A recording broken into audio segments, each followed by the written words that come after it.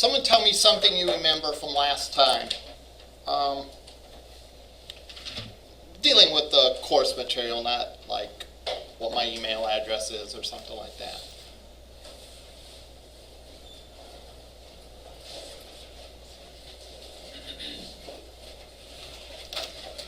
By someone, I meant someone in this room, not like anyone walking by or anything. Yes? Dynamic and static. Dynamic and static. All right. That's a great and important concept.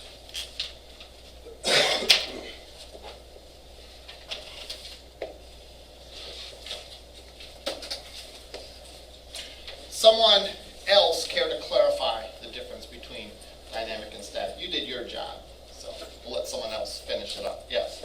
Dynamic is like scripted or change. Okay.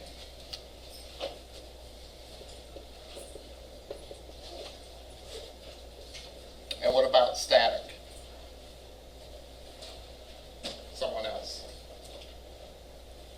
I say this is low-hanging fruit, right? Because all you can say is like "not" in front of these words. Go ahead. Yeah, unchanging and HTML. Unchanging and HTML, and again, throw CSS in there, maybe even some JavaScript. All right.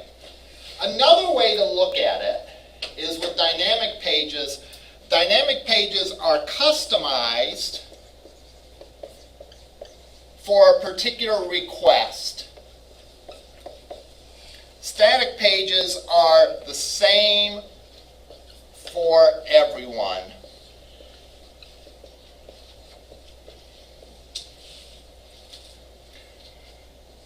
That'd be another way to look at it. And I use the word request deliberately because that's a word that's used when we talk about the web environment, the client-server web environment, where a client makes a request to the server. Because a request contains a lot of information. All right? It contains, what do I mean by a request? It can contain URL. It contains an IP address. It contains information about the platform, that is the operating system, hardware, browser. It contains form data, in other words, what the user enters in. For example, a Google search. When you Google something, what gets sent to the server is what you've typed in the box that you want to search for. When you go to log in, your username and password gets sent to the server. So that's form data. And probably a bunch of other stuff too. But these are sort of the main ones. So with server-side scripting, you can use any or all of these to customize the page. All right? An example of using the IP address to customize a page would be an example of like doing a Google search for a restaurant or a shoe repair or whatever, where it gives you localized results. In other words, it can detect from the IP address who your internet service provider is, and based on that internet service provider, it can get an approximate location of you. Not a precise location. This isn't GPS that we're talking about. All right? This is, they're in Elyria, for example. All right? That sort of thing.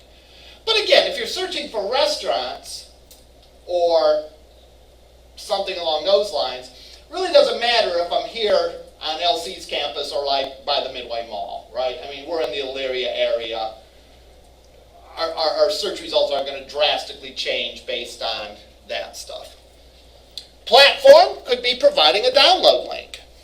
All right? You could provide a different download link if you knew where the person was coming from. And again, we can think in terms of desktop versus PC versus Mac and so on, or Linux. But also keep in mind this could be mobile versus a computer, or Android versus iPhone, and so on down the line. Google could, for example, it probably doesn't, but it could show you more expensive restaurants if you use a Mac. All right, why not? You got a lot of money to spend to buy a Mac. Might as well show you the high-end restaurants instead of the inexpensive ones. It could. Not saying that it does. All right, it's actually not a bad idea. All right. Form data. Well, we already talked about a couple examples. If you go to log into a site, you supply that information on a form. If you go in and search for something, you supply that information. So the page that you get back as a response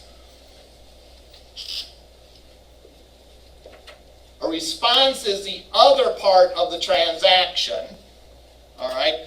The client makes a request, the server provides a response, is an HTML. It's a document consisting of HTML, CSS, JavaScript, and other stuff, images, videos, etc. But any of this can be customized based on any of these and even some other parameters. So, I mean, YouTube could show you different videos as, if you just go to YouTube, it could show you like the top videos of the day. It could actually show you different videos depending on where you were located, right? It could show, back in June, if you lived in Cleveland, it would probably show you about the Cavs winning the title. If you lived in San Francisco, maybe it would show you something else, how many more days till football season started or something like that, right? It could do that. I'm not saying it does, but it has the potential to do that, all right? So any of this content can be customized on a dynamic page based on data that comes with the request and some other stuff as well, all right? Mainly stuff that's stored in a database. If you think of a news site, even forgetting customization, where you can say what kind of news stories you're interested in and what your location is. If you think of a news site, news things happen literally a few things per hour, right? I mean, there's some sort of important or semi-important news story that happens every hour, right? If you think about it, a site like CNN or MSNBC, they don't have an army of programmers creating static pages that get updated every hour. They have stories that live in a database, and the database gets updated one way or another. And therefore, they don't have to go and edit the web pages every couple hours every time there's a new story that comes around. All right? So that's the other component, how data can be customized. And all these things can interact with each other. For example, if I log into Canvas, it will show me a list of my classes. So I provide, when I log into Canvas, the user ID and password via the form data. All right? Canvas will run out and look at the database to see, first of all, if I'm a valid user, that I got my username and password right. And secondly, it will pull out a list of courses that I'm associated with. Now, if I go in and register for a new course today, all right, or like the week before classes start, my teaching schedule got shifted around a little bit, after that got updated, after the administrators updated that database through PeopleSoft or whatever other application, the next time I logged in, I saw the new class that was added and the old class that was taken away. All right? So all these things can interact. Now, there's a couple of catches that we'll go into later on. One thing is that, we'll leave those for later. We're not going to cover literally everything today. We might as well leave a few things to cover next week and in the future weeks. All right. Static, just put the word not in front of everything here. All right.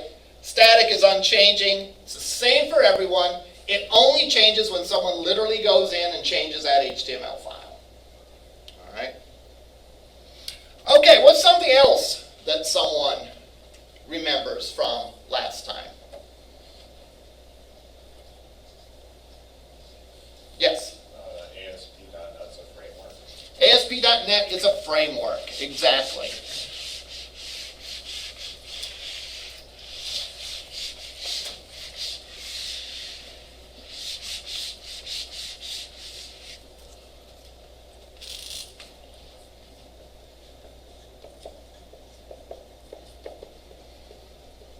And we talked about last time the word framework implies a few things.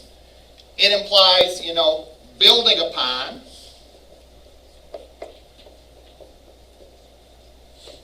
It implies components. Someone used the word library. All right. The inventors of ASP, the creators of ASP, recognized that people that do web pages, there's a certain set of tasks that they all do. All right, any reasonably sized web page is probably going to have a set of things in common. Or if not every web page, then many web pages will have things in common. For example, a lot of web pages are going to have a logon, right?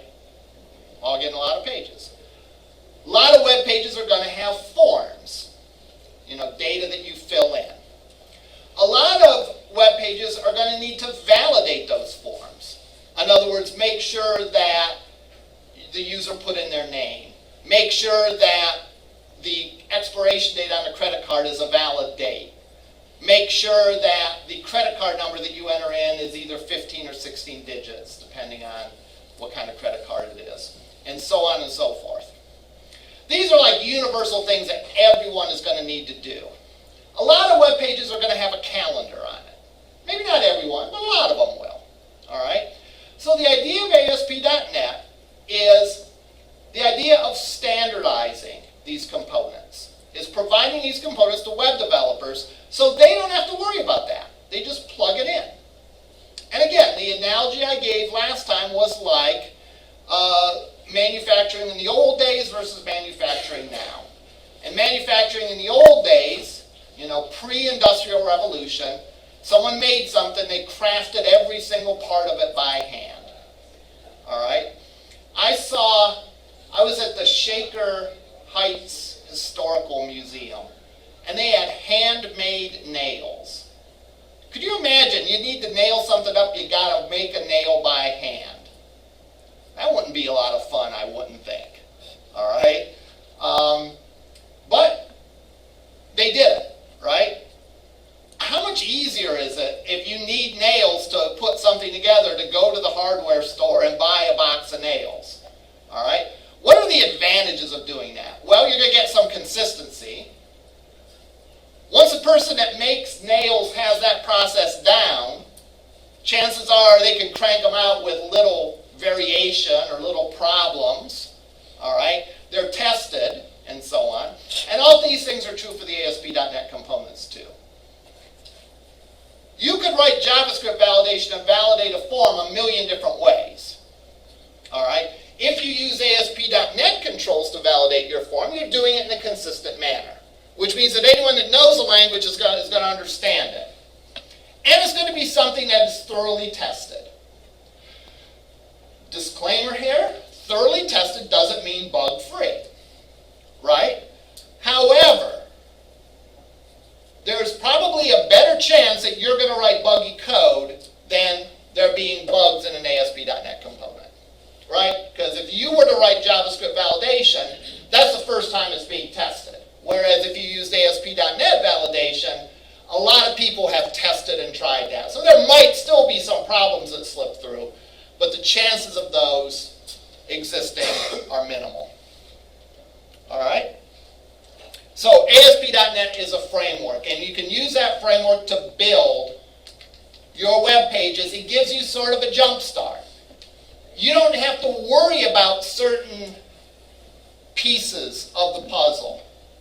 What you can concentrate on then, the good news is, doesn't do everything for you. It's not a miracle worker. But the good news is if it can handle some basic functionality, then that leaves you to handle the stuff that's specific to your project. All right, and it leaves you the time to handle that. I've heard someone say that a good application or a good framework takes common things and makes them easy to do. And that's true whether you're talking about something like Excel or something like ASP.NET, right? Something that's common is easy to do. So it's easy in ASP.NET to write validation for a form, all right? That's a good thing because everyone's going to be using forms in their web applications. So the fact that it's easy to do is a good thing, all right? However, a good framework will also allow you to sort of go off-road and do things that are unusual. So it will make common things easy, but allow you to do uncommon things. And I think that's a good criteria of any as what constitutes a good framework or a good application. Anything else that we remember from last time? We are using the C# programming language Yep. to basically put the components from ASP.NET together. Okay, the C# programming language serves a couple of goals. One is it sort of puts the components together.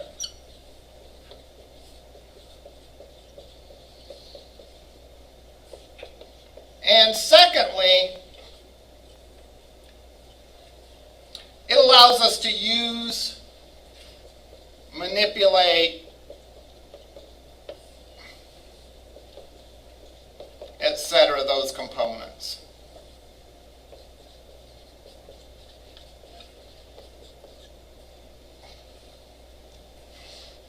So, the components by themselves don't do much. They just sit there, right? The C# programming language is what sort of really is the glue that holds everything together and allows us to do stuff with those components. All right?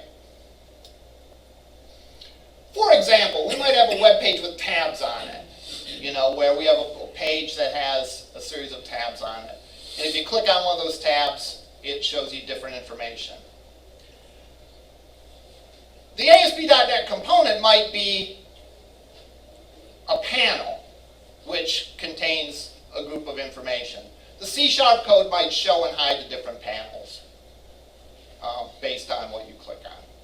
So it allows interaction between the user, the components, and the code, I suppose. Anything else? Go ahead. Visual Studio. Visual Studio. Visual Studio is sort of the third thing that we talked about, and it is an IDE. And IDE stands for Integrated Development Environment. It's sort of your workbench to develop these applications. Those of you who have had me for other classes, for example, HTML or Java, know that sometimes I don't use IDEs in my class. For example, in my HTML class, we just use a plain old text editor. In my Java class, we just use a plain old text editor. Why is that? Well, I think there's benefit for that because it allows you to see the nuts and bolts of the code and allows you to have a deep understanding of the code. Well, why do I use an IDE like Visual Studio in this class? Would I have to use an IDE? No, I wouldn't. We could actually write we could write ASP.NET applications in C# and never touch Visual Studio, believe it or not. That would be extremely, extremely difficult. The framework is so complicated that we need a little bit of help with it. And that's exactly what Visual Studio provides for us. It's our workbench, and it helps us to do some things to create the application. All right, any questions so far? The one thing that I want to do before we continue on and expand what we were talking about is draw my famous diagram, which will appear in every class, I'm almost sure. I think I'm contractually obliged to draw it in every class because it's important. It's important to understand exactly what it does. So I'll draw the diagram, we'll review it, I'll add a couple of footnotes to it, and then we'll be able to talk about some new material. We have a client, and when I talk about a client in this sense, I'm talking about a system that is accessing the internet. So it could be my desktop machine over there, it could be your phone, it could be a gaming console, it could be a bot that's crawling the web, indexing Google search engine. That would be an example of a client. Client is any entity that makes a request to a server. All right? Really, when we talk about client and server, those are very general terms. And they're specifically relating to a specific role that a system is performing in a given transaction. So, my web server, its job is to serve up freshly baked web pages, all right, to the client. So the client makes a request that makes it to the web server. The server sends back a response via the internet, which is drawn as a cloud because it doesn't directly go from there to there. It makes a long roundabout trip, but eventually it makes it to the right server, and eventually the response makes it back. Now this request, we talked about the stuff that comes in it before, the IP address, form data, URL, and so on. The response is going to be HTML, CSS, and JavaScript. That's the case whether you're talking about static or dynamic pages. Request and a response look the same, generally speaking. What's different is how this is created. Was this simply a page that everyone gets, or was this a page that was customized based on some circumstances?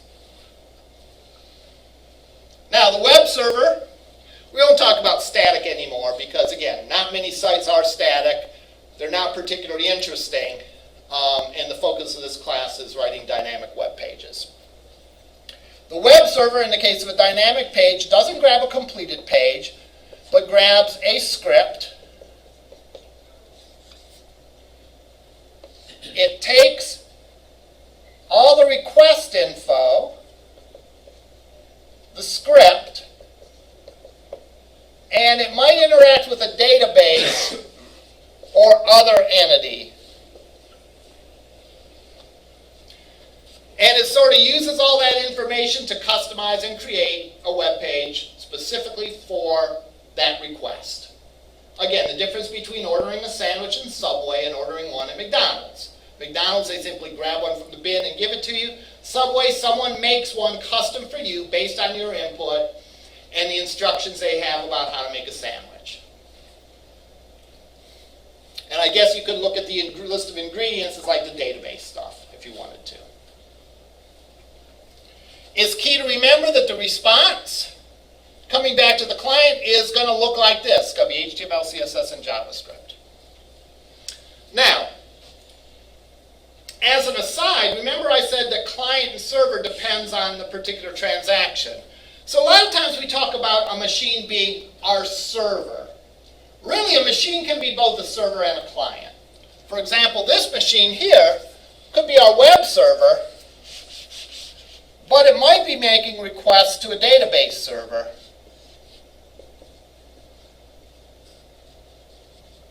That's interacting with the database.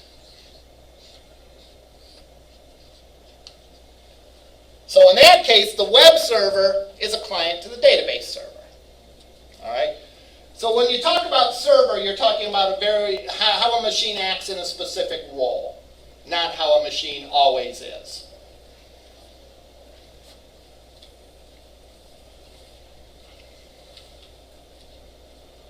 A couple other things. So far we've been talking about preparing web pages. Server-side scripting and web servers can do other things as well besides that. Most notably, they can update a database. So for example, if you were to go and register for an Amazon account, all right, you would go in and you would type in your name, address, phone number, user ID, password, and all that.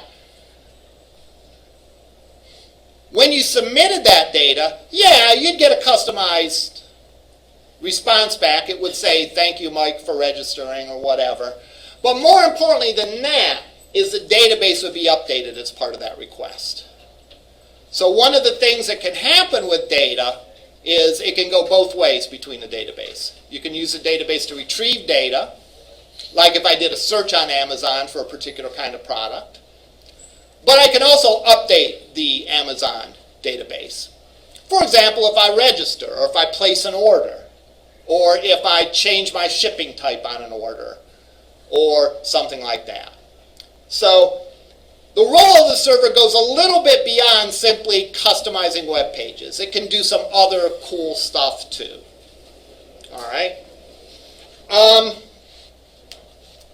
Lastly, we haven't talked much about the client side because that's not really where the focus of the class is. But JavaScript can provide a little bit of interactivity and a little bit of dynamicism too. So, for example, mouse over effects, responding to what the user does. These are less, these are more, many of these deal with the appearance of the page and really aren't the focus of this class. We cover that in other classes. In addition, there's something called AJAX, where the client and the server interact in a little more smooth way, where you're not making a request, getting back an entire web page. You make a request and get back a piece of data. Can anyone think of an example of something AJAX on a website? There's a great example that you probably have all seen.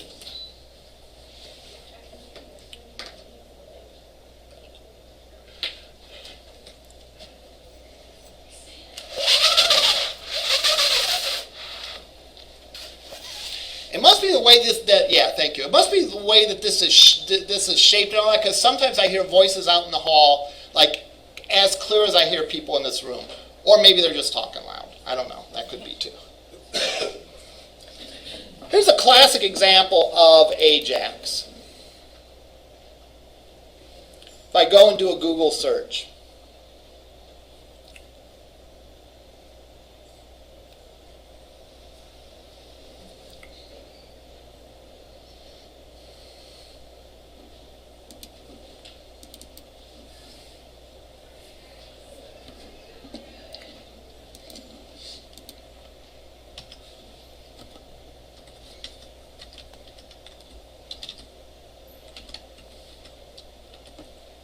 So if I go and do a Google search, if I type in A, what does it show me? It shows me the first 4 most popular searches that start with the letter A. 2 of the top 4 relate to AOL. That's amazing. I type in an AS. It shows me the 2 things that relate to, or the 4 things that relate to AS. Interesting thing, notice Ashland University and Ashland Times-Gazette are on that list. Why do you suppose that is?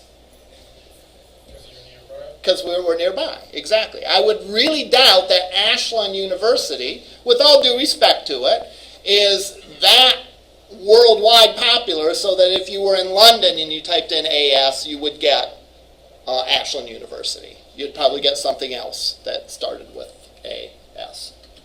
ASP, Aspen Dental, Asperger's, aspirin, and asparagus. I wondered how long it would take before ASP.NET popped up. Well, there we go, ASP.NET, and there's some topics concerning that. This is an example of AJAX. In other words, I don't have to click submit and make a request to get back some data from the server. I'm getting little pieces of data back periodically as I type stuff in. So it's similar to that. I'm sending back I'm making sort of a mini request to the server, and I'm not getting back a full web page, I'm getting back just a little piece of data. All right. We likely will spend some time talking about that towards the end of class. All right.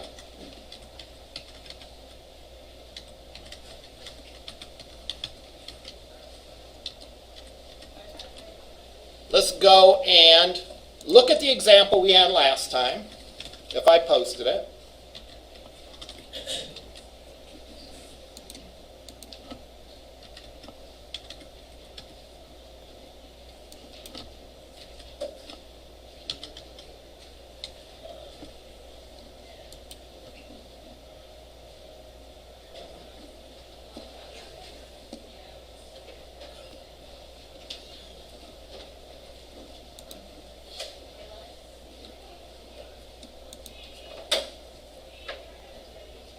All right, here's the example. So I will download it.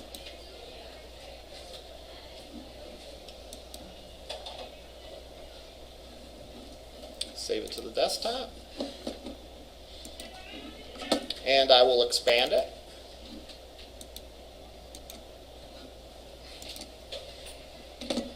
Now notice what we have. Let's take a few minutes to look at the files that were created when we created this website. If you remember, I just created a very simple website. I don't even know what I put on it, just maybe a few words or whatever. All right. So I open up that folder, and this is a function of the way that I zipped it and unzipped it. It actually put it in a folder inside the folder. And I have 4 files. I have default.aspx, default.aspx.cs, webconfig, and webdebugconfig. All right. The way that we're going to write web pages in this class, you're going to have 2 files per web page. You're going to have the ASPX file, which is sort of like an HTML document. Think of it as a souped up XML document.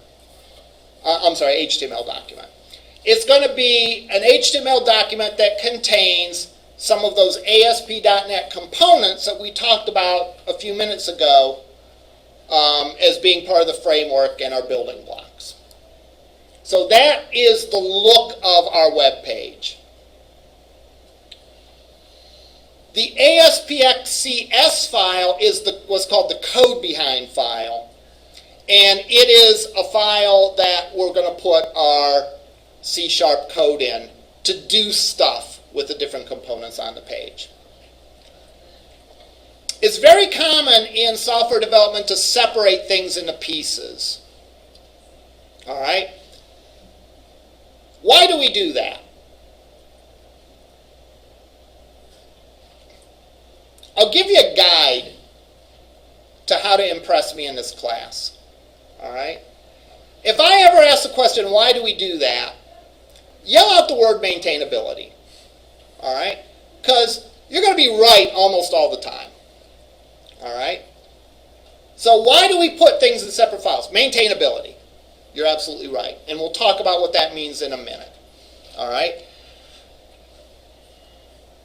Being able to go back and change our code is a key consideration for software developers, regardless if you're talking about traditional software development or mobile development or web development or whatever. That's a goal. Why is it a goal? Well, it's a goal for a couple reasons. First of all, it's a goal because change is inevitable. All right? You're never going to write an application that you're not going to go back and change later on. You know, it's going to be very rare that you're ever going to write an application and be like, nailed it, never need to change that. Why? Well, there's a couple reasons. First of all, people aren't perfect. All right? Writing software is complicated when you get into larger projects especially. And you're liable to have errors in there. And they're not necessarily going to be like obvious errors, like you add 1 + 1 and get 3. They're going to be subtle errors, like during a leap year, between the hours of 12 and 1, if you add 1 and 1 and you're in North America, you'll get 3. All right? That's an absurd case, but you get the idea.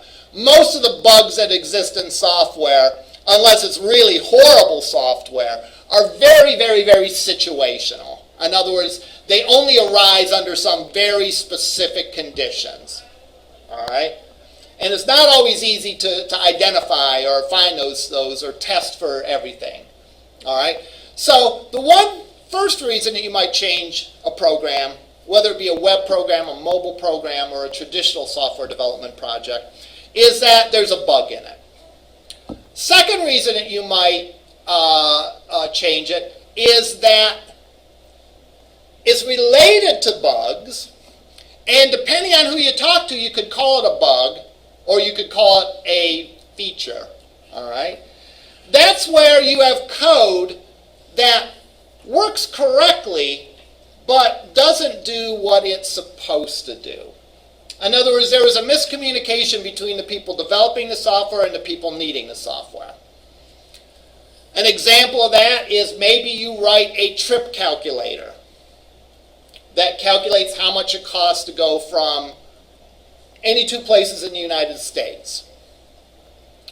And people use it, and someone goes in and puts in Vancouver, British Columbia. And the program gives a validation error saying locations need to be within the United States. And then you go back and the programmer and whoever the program was developed for go back and argue back and forth. And really what happened is it was a miscommunication. And, well, we didn't mean United States, we meant North America. And you misunderstood us, or we didn't explain it correctly. We're not playing the blame game here, all right? But the bottom line is somehow the requirements were not correctly communicated.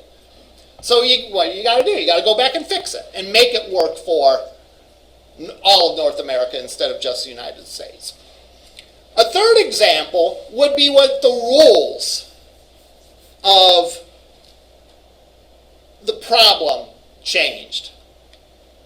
For example, let's say that my hypothetical application was created based on driving a gasoline-powered car. All right? Let's say 10 years from now, someone develops an automobile that works on Mountain Dew Kickstart, and that becomes a new fuel for automobiles. Well, no one could have anticipated that, right? So it's not a bug. You can't blame, you can't go back and blame the programmer. Hey, how did you not know that 10 years from now we were making cars that run on my Mountain Dew Kickstart? But guess what? You still got to go and change it. So something about the business world or the business environment might change. Or maybe the person that you developed the program for decides to add new features. In other words, yeah, the program works perfectly well. It does everything it was supposed to. But you know what? We like the program so much that we want to incorporate this into it. Incorporate staying in hotels as part of the estimate of how long it costs to go from here to there, or whatever.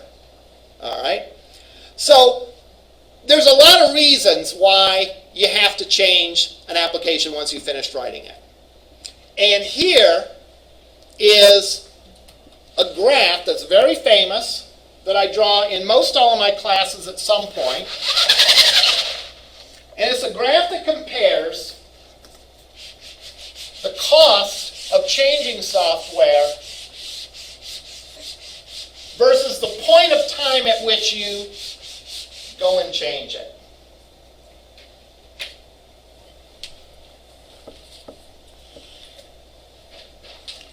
This is a graph.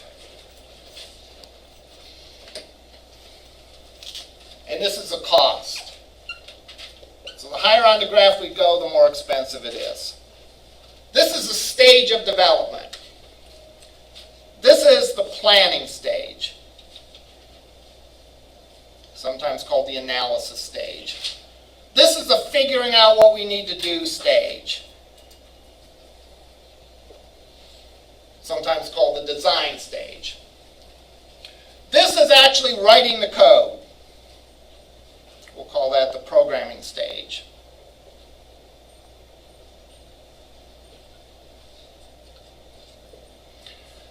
This is the testing phase where we finish the project and we're going back and testing it to make sure it does what it's supposed to do. And finally, this is the implementation phase, where the software product is actually in use out in the real world. The graph for developing software, since the first software was written, and it will be this way as long as humans are writing software, the graph is shaped like this. Which means the further along you go, the more expensive it is to make a change. All right? The further along you go, this is just a true statement, the shape of that graph. Doesn't matter if you're talking about the world's worst programmer or the world's best programmer. Their graph is shaped that way. And for you math fans there, how many of you have taken calculus? Okay. What can you tell me about this graph? What is the first derivative? First derivative would be x squared? Well, this kind of looks like x squared. All right. The bottom line is the first derivative to this is positive. All right. I don't need to know the exact value. But the first derivative is positive. What does that mean? It means it's not just increasing, but it's increasing at an increasing rate. Pardon me? Exponential would be another way to say it. Yeah.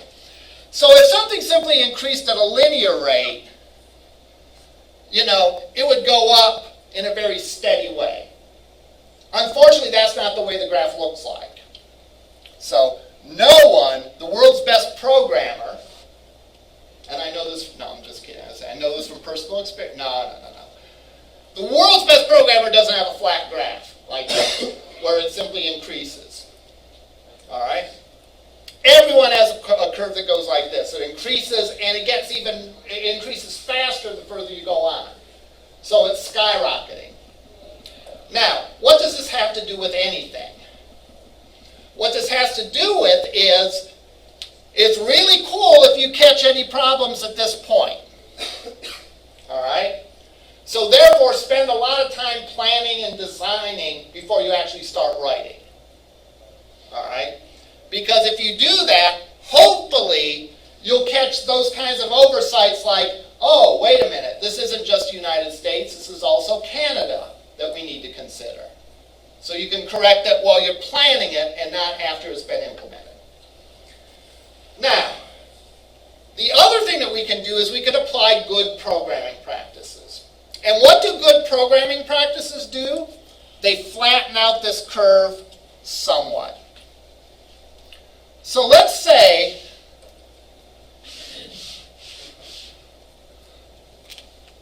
this is an average programmer. This is a curve, what a curve looks like for an average programmer. A programmer that applies good practices might flatten out the curve a little bit. All right? Or we'll make it even more dramatic. I said I'll make it even more dramatic, and I do it exactly the same way. All right? A bad programmer, their curve's going to look like this. All right?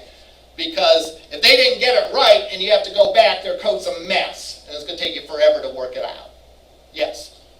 Is there potential that the programmer could design their program to accommodate future changes? And so instead of having an exponential curve, you have a bell curve. You'll never get a bell curve, but what you'll do, and again, that's part of good practices. So if you spend a lot of time in this phase and do a bang-up job here, you're going to, number one, decrease the likelihood that you're going to have to change it. And number two, the changes will be less expensive than if you only did an average job designing, or if you did a poor job designing. So yeah, anything that you do that's a good practice flattens that curve out a little bit. All right? So the lesson of this graph is two things. Spend a lot of time designing and thinking about it before you code, because it's easy to find oversights there, and that includes designing it in a way that makes it more maintainable. All right? So don't have one giant program that has everything it does, break it down into classes and so on and so forth. All right? And secondly, use good programming practices, and both those things flatten out the curve. All right. So, what does this have to do with anything? This has to do with why we break our pages down into two files. If you remember from web development, we did that. Those of you that had CISS243, we did something similar. We had our HTML and we had our CSS. Why did we do that? Maintainability. We could go and make a change to the CSS, and we could change all our pages all in one swoop. All right? It's not the exact same reasoning here, but it's a similar sort of reasoning. If stuff is separated, it's easier to find code, it's easier to read the code, and therefore it's easy to make changes. You could also leverage different people's skills. Some people may be a great graphic designer and know how to make great looking usable web pages. Well, you have that person work on the ASPX file. All right? Other people might be great programmers that know database stuff up, down, and sideways, and know C# beautifully and so on. You have them work on the .cs file. So you can sort of leverage each people's skills to benefit the product. All right? We also have a config file. And we have a debug config file, which is the version of the config file that you use when you're debugging. All right, let's open up this. Now, we have to be very careful in opening this up. I'm going to do it wrong first, and then I'm going to do it right. All right? So I'm going to go to Visual Studio, and I'm going to click on File, Open, Website. So far that part's right. I'm going to click on Example 1, and I'm going to click Open.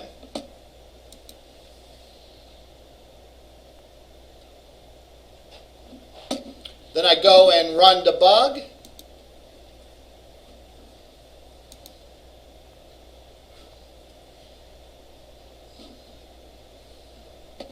And I get all kinds of error messages.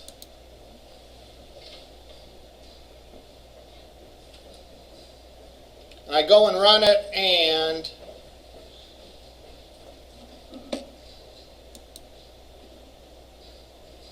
I'm not going to get good results. All right? Does anyone know what I did wrong?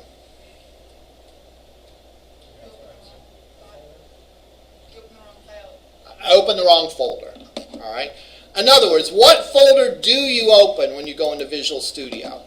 The easiest way I can tell you is you open the folder that contains the web config file.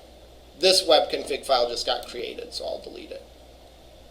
So for example, in this case,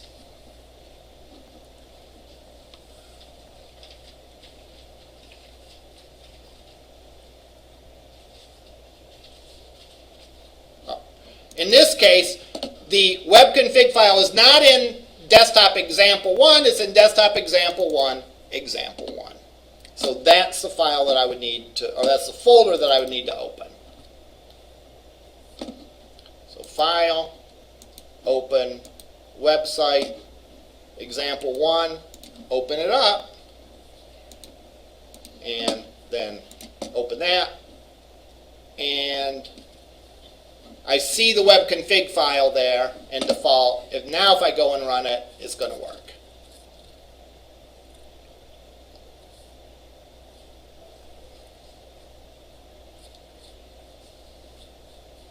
And there we go. And the page pops up showing hello. This also relates to how do I want to say this? What you turn in to me. You need to turn in the entire folder that contains the web config file, because that will also contain, or that should contain, all your web pages and etc. All right? Okay. Onward and upward. All right, last time we started out with a very basic page, default.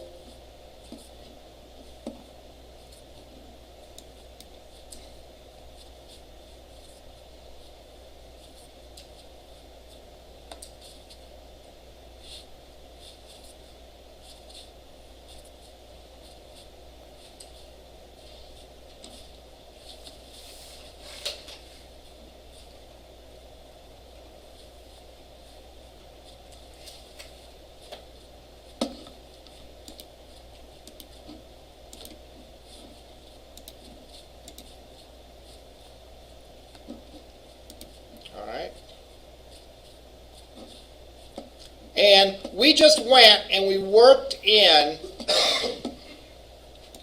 sort of our text mode. This is just like having a text editor. But it's even a little better than that, right? Because it gives you IntelliSense. So for example, if I wanted to put a paragraph here, I could start putting my tag in, and it would show me a list of the different tags. And it automatically puts the ending tag for me and so on.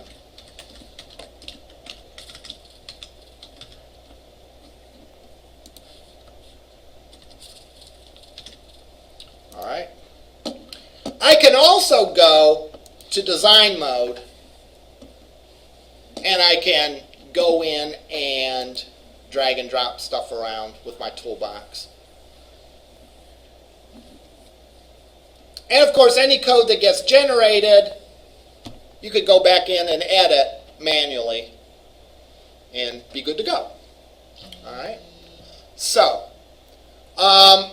that's sort of the two views that you can see this in. My suggestion is that you become familiar and use both of them, right? You know, the right tool for the right job. For a lot of things, if I want to write good, efficient code, I know that I can do it better than dragging and dropping stuff around the screen. So I will be using this mode. But in some cases, you know, for whatever reason, this is good for if you're in a hurry and you just want to maybe piece together a prototype or something. Or you want to sort of roughly get the right idea, then you'll go in and customize the code yourself later or whatever. The drag and drop is useful. All right? Now remember, this is an ASPX file, but it looks suspiciously so far like a plain old HTML file. All right? The only thing that looks out of place at all is this line up here, which is a declarative which simply identifies the kind of file it is and so on. Rest of this stuff is plain old HTML. All right? So your ASPX file is going to be a mix of HTML and ASP.NET components. So anything we do in HTML, you can do in this file as well. You can put any HTML you want to. We can put CSS in here. We can put JavaScript in here. This is a web page. It's just sort of a new and improved, souped up web page that we can also put these cool ASP.NET components in. So let's go and create a style sheet. Now again, remember I said a couple things. I said the focus of this class is on the server-side stuff, but we do want to pay attention to the appearance and the design of the page as well. So I would hope that you do take some time and effort to develop CSS, especially those of you that had CISS243. If for no other reason, it gives you an opportunity to practice your skills there. All right? So I'm going to go in, I'm going to create a CSS file. So I go New, File, Style Sheet. I can click Add. And now I have a style sheet. And I can go and I can apply any styles just like I did in CISS243. So maybe I'll make the background. And oh, wouldn't you like to have this in CISS243? the IntelliSense background.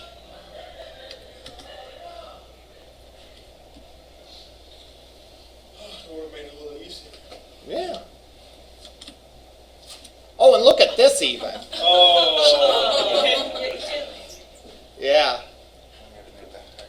I want to make it green, so this is, I have all these tools and I'm still thinking hex codes. I guess, you know, let's do 99FF99.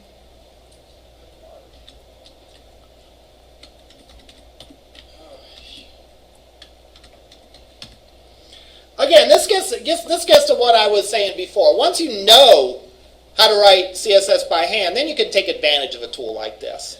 If you were given this tool to start out with, then you'd have been spoiled and you'd never know how to write it yourself, and you'd probably misuse the tool.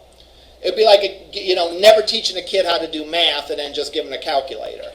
Well, they'd get the right answers provided they understood, like, whether they needed to add or multiply or divide or subtract, right? So you better teach them the basics of that stuff and how it works before you hand someone a calculator. Sort of the same idea here, at least in my opinion. So I'm not going to spend tons of time doing that.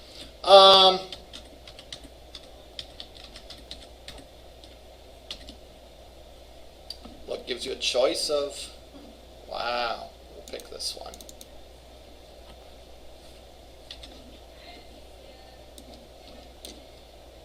Now if we look at this page in design mode, it doesn't look any different.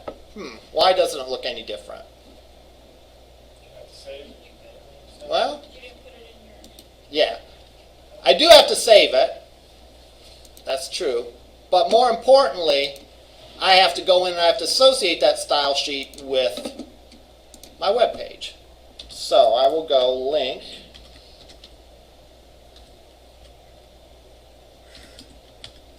rel equals style sheet, type equals text.css, href equals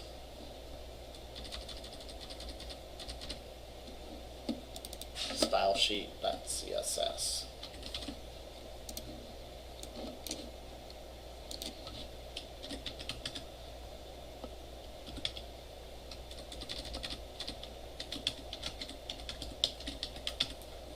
So now when I do this, if I go and view it in design mode, I see the style sheet applies. All right. I want it to be darker. So let's try this.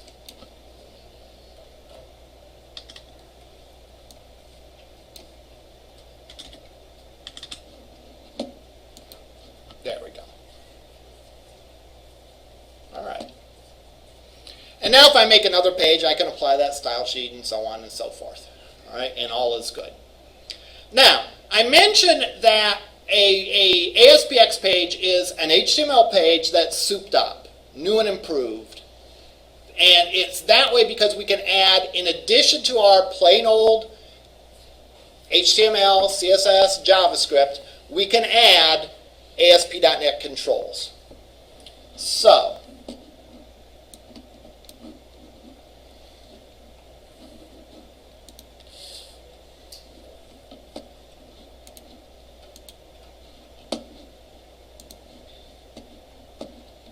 where did my toolbar go?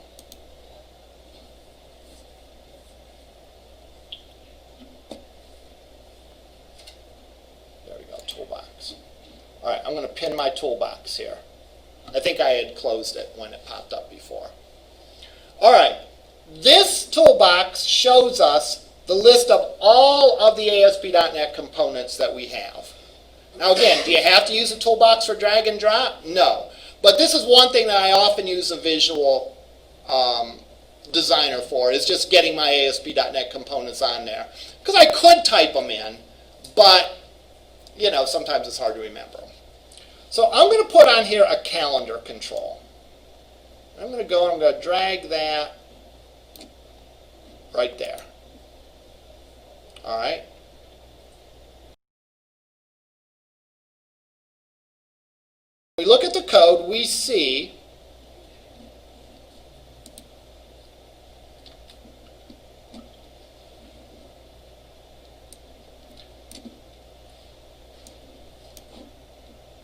something that looks like an HTML tag, but it's not an HTML tag.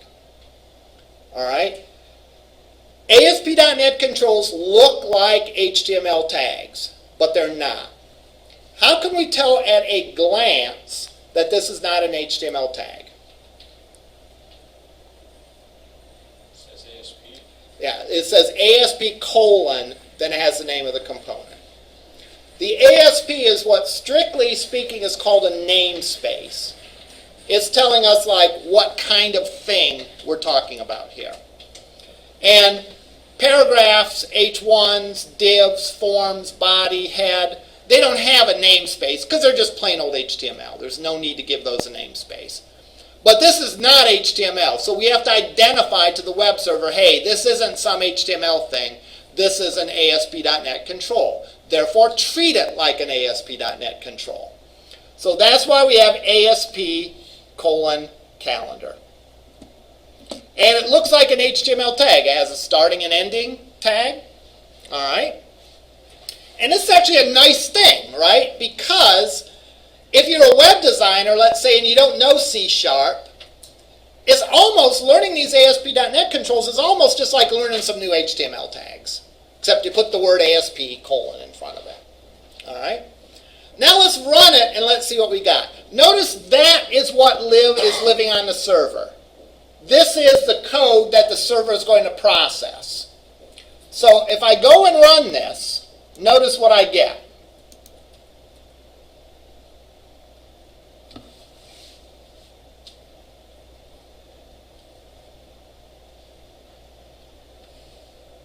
I get a calendar.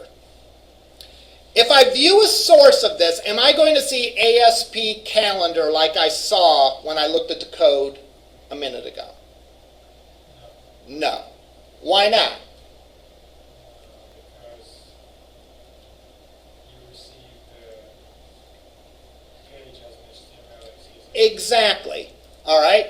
Browsers don't know what ASP calendars are. That's not an HTML tag. What do browsers understand? Browsers understand HTML, CSS, JavaScript, and maybe a few other things. So browsers don't understand ASP. All right. Therefore, what's the server's job? The server's job is to take these controls, maybe take some parameters from the user and some other stuff, but to translate those controls into something that the browser does understand. So all of these ASP.NET controls, when they get rendered by the server and sent to the client, get translated to HTML. So if we looked at if we did a view source on this,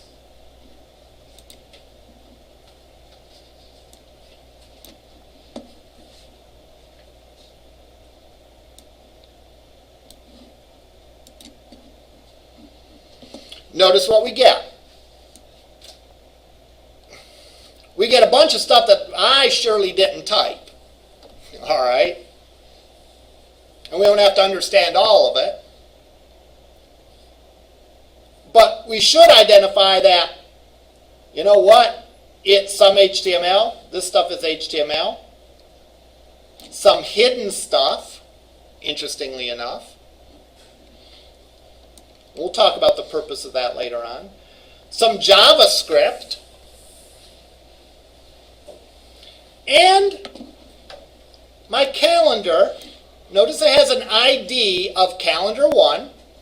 That was, if you remember right, that was the ID of my ASP.NET control.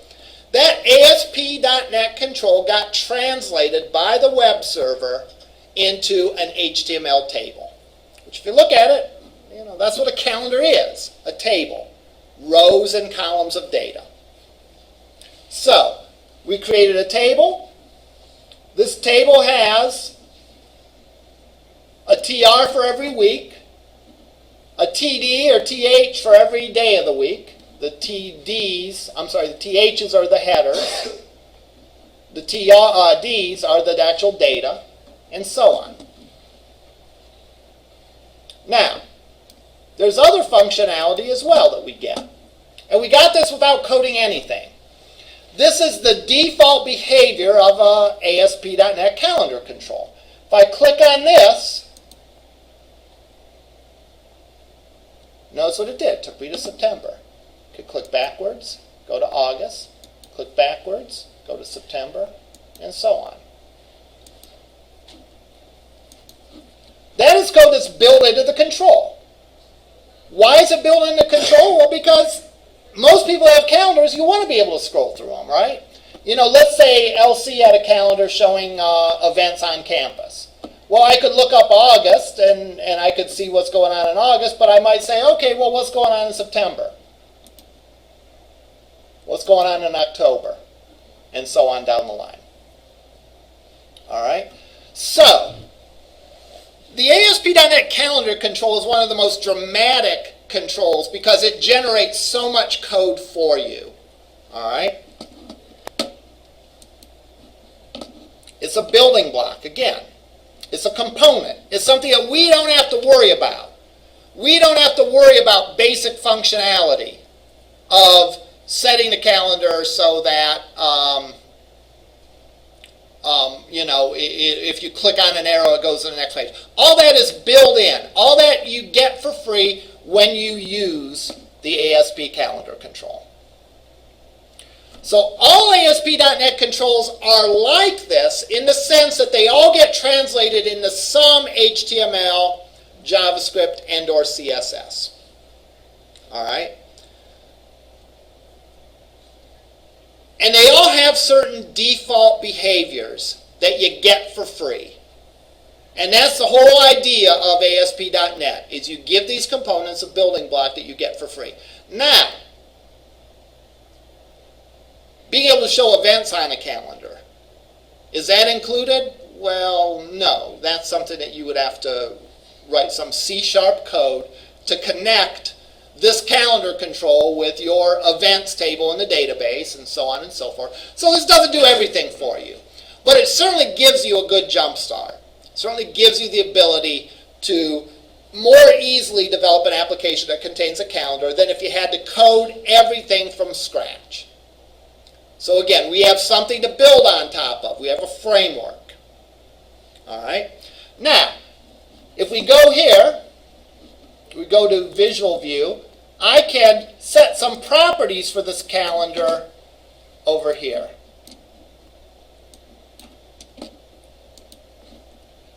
So notice that, for example,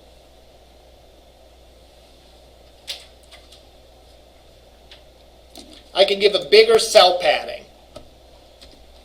Right now it was 2, let's make it 10. That makes the calendar bigger. I can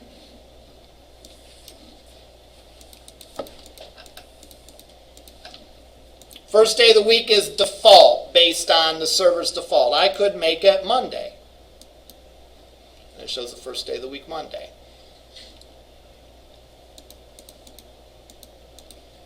The text for the next month is a greater than sign. I could put the word next. Previous month text, I could say previous. So I can customize these controls.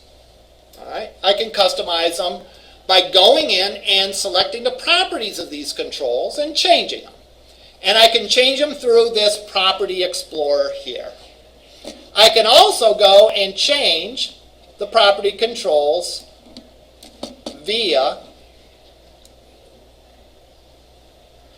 setting a list of properties, all right, that are just like HTML properties. First day of the week, Monday, I could change it by typing in Tuesday.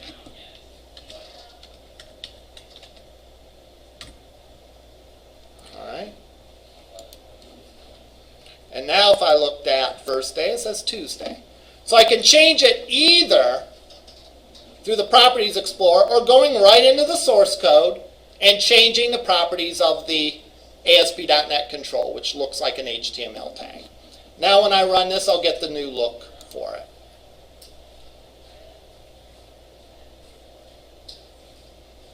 All right. Day of the week starts with Tuesday. or the week starts with Tuesday, previous month, next, and so on. And it's spread out a little bit more than it was originally. So, I can set the properties of my ASP.NET controls either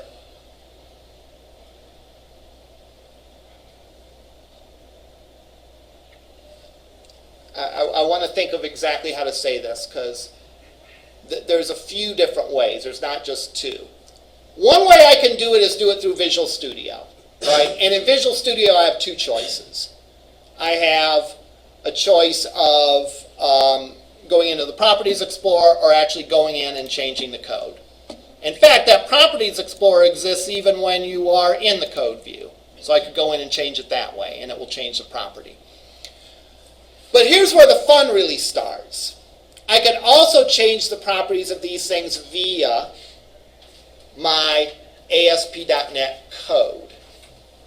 And that's, or rather my C# code, which exists in the code behind. So I could, for example, and we'll do this on I was going to say Monday, but you're not here on Monday. We'll do this, let's say, on Tuesday. I could put buttons on my form that says, what do you want the first day of the week to be? And let the user pick it. So I'm not picking it. So that the code dynamically, again, takes the user input of what day of the week they want to be the first day of the week and changes the day of the week that way instead of me hard coding either Tuesday or Monday or whatever. All right? So we can either change it in Visual Studio, which gives it initial values, or we can go in and write code to change it via C#. All right? And that's sort of the next step, and that will bring everything together as far as ASP.NET Controls, C# that we started with last time. Are there any questions? All right, we'll see you in lab.